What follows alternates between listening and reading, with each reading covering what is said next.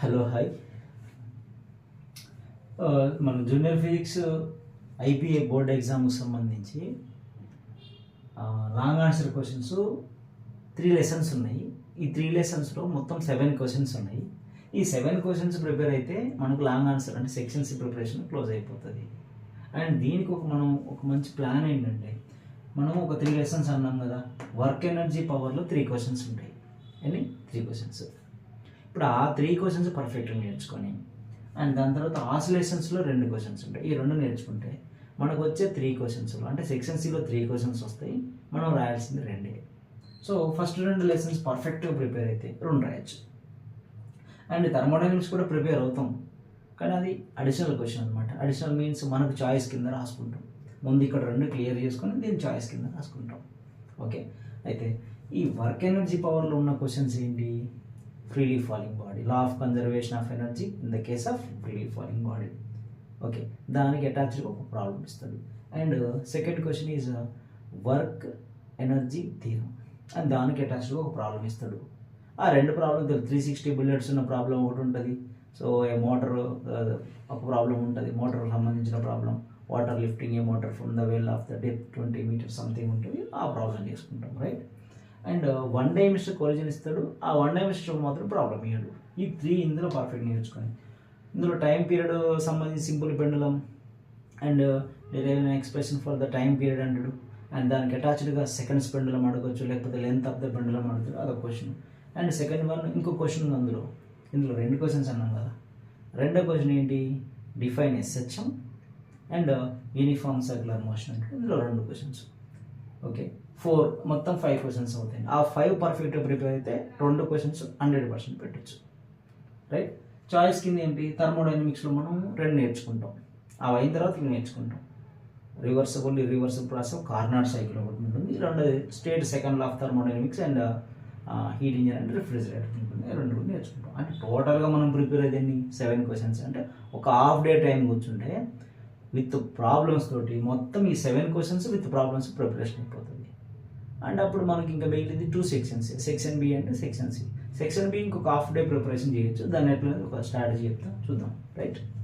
Okay,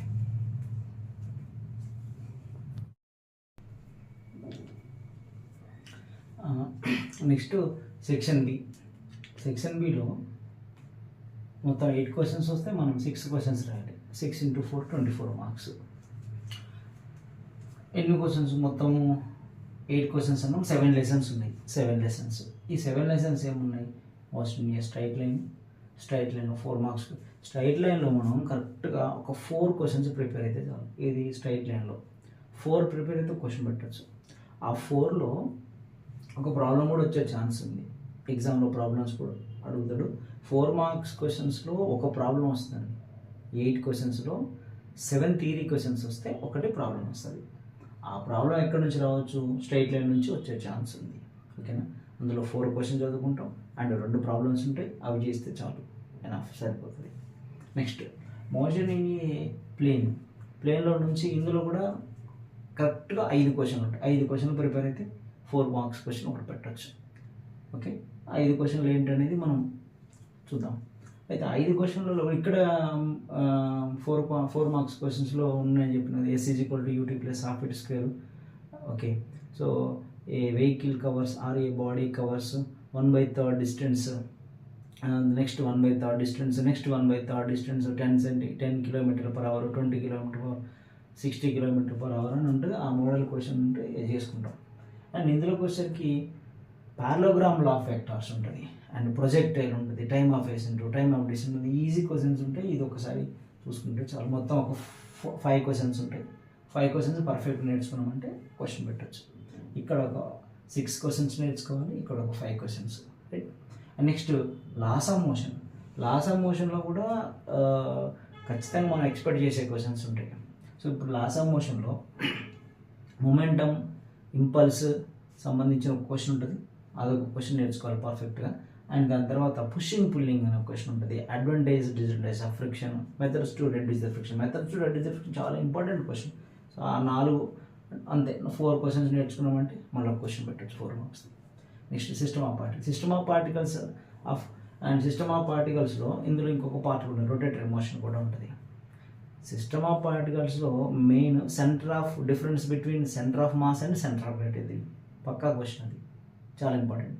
and vector product ఉంటుంది, V = R, tau = I alpha అని ఒక 4-5 క్వశ్చన్లు ఉంటాయి. అవి పర్ఫెక్ట్ నేర్చుకుంటే చాలా వాళ్ళ క్వశ్చన్ పెట్టచ్చు. Next gravitation correct 4 questions. Escape velocity, orbital velocity, geostationary, Kepler laws, ఈ 4 పర్ఫెక్ట్లీ ప్రిపేర్ అవ్వండి అండ్ ఒక క్వశ్చన్ పెట్టచ్చు. అండ్ ఇక్కడ మనకి ఇంకోటి ఏంటంటే సిస్టమ్ ఆఫ్ పార్టికల్స్లో ఒక ప్రాబ్లం వచ్చే ఛాన్స్ ఉంది. ఓకే, ఆ ప్రాబ్లం చూసి సెంటర్ ఆఫ్ మాస్ మీద కానీ ప్రాబ్లం ఇవ్వచ్చు, లేకపోతే ఇనర్షియా మీద ప్రాబ్లం ఇవ్వడానికి ఛాన్స్ ఉంది. ఓకే, గ్రావిటేషన్లో కూడా ప్రాబ్లం ఇచ్చే ఛాన్స్ ఉంది, బట్ మ్యాక్సిమం అయితే ఎక్కువసార్లు ఇవ్వట్లేదు. క్వశ్చన్స్ ఉన్నాయి ఆర్బిటాల్ ఎస్కేప్ మీదనే క్వశ్చన్స్ అడుగుతున్నాడు. దెన్ మెకానికల్ ప్రాపర్టీస్ ఆఫ్ సాలిడ్స్లో behaviour of the mass loaded by అనే క్వశ్చన్ ఉంటుంది. అండ్ స్ట్రెయిన్ ఎనర్జీ, 2 బాగా ప్రిపేర్తో క్వశ్చన్ పెట్టవచ్చు. చాలా ఈజీ క్వశ్చన్స్ ఉంటాయి, 4 క్వశ్చన్లు మళ్ళీ ప్రిపేర్ చేయాలి, మళ్ళీ క్వశ్చన్ పెట్టవచ్చు. Stress and types, strain and types, modulus of elasticity, Young's modulus, bulk modulus, rigidity modulus అని క్వశ్చన్స్ ఉంటాయి, అవి పెట్టచ్చు. నెక్స్ట్ థర్మల్ ప్రాపర్టీస్ ఆఫ్ మ్యాటర్లో difference between Celsius Fahrenheit scales అనే క్వశ్చన్ ఉంటుంది, అదొకటి చూసుకోవాలి. పెండులం క్లాక్ ఉంటుంది, triple point of water, anomalous behaviour of water, right, conduction, convection, radiation question ఉంటుంది. ఈ 5 క్వశ్చన్స్ నేర్చుకున్నా మనం మళ్ళీ ఇక్కడ క్వశ్చన్ పెట్టవచ్చండి. అండ్ దీంతో పాటు ఇంకా మనం ఏంటంటే ఇక్కడ న్యూటన్ ఆఫ్ కూలింగ్ మీద ప్రాబ్లమ్స్, ఒక 2 ప్రాబ్లమ్స్ ఉంటాయండి, టెక్స్ట్లో ఉంటాయి, ఎన్సీఆర్టీ టెక్స్ట్ బుక్లో ఉంటాయి. ఆ 2 ప్రాబ్లమ్స్ ప్రిపేర్ అయినా చాలు. అంటే మొత్తం మనం 8 క్వశ్చన్స్ పెట్టడానికి ప్రిపేర్ అయిపోతాము, కానీ మనం రాయాల్సింది 6. కానీ అక్కడ ఎగ్జామ్లో మనకు టైం ఉంటుంది కాబట్టి 8కి 8 రాస్తేనే ఒక ఏదన్నా ఒక మార్క్ ఎక్కడన్నా చిన్న మిస్టేక్ వల్ల తీసినా కూడా రెడీగా మనకు బ్యాకప్లో ఇంకొక క్వశ్చన్ ఉంటుంది, ఒక మార్క్ కూడా పోయే ఛాన్స్ ఉండదు. ఓకే, సో ఈ 7 క్వశ్చన్స్ నేను చెప్పినట్టు ఇవి ప్రిపేర్ అయితే మళ్ళీ ఇక్కడ మనకు 24కు 24 మార్క్స్ వస్తాయి. ఓకేనా, సో అదే అంటున్నాను, ఎన్ని క్వశ్చన్స్ ఉన్నాయి, చాలా ఇక్కడ ఒక 6 క్వశ్చన్సే ఉన్నాయి. అంటే 6 అంటే యాక్చువల్గా 6 అంటున్నాం, కానీ 4 క్వశ్చన్స్ ఉంటాయి అండ్ 2 ప్రాబ్లమ్స్ ఉంటాయి. ఇవి వేస్తే చాలు, ఇక్కడ 2 ప్రాబ్లమ్స్ అండ్ ఇక్కడ ఒక 4 క్వశ్చన్స్, 4 or 5 అంటున్నాం, ఒక 4 అంతే, 5 క్వశ్చన్స్ ప్రిపేర్ అవుతాం.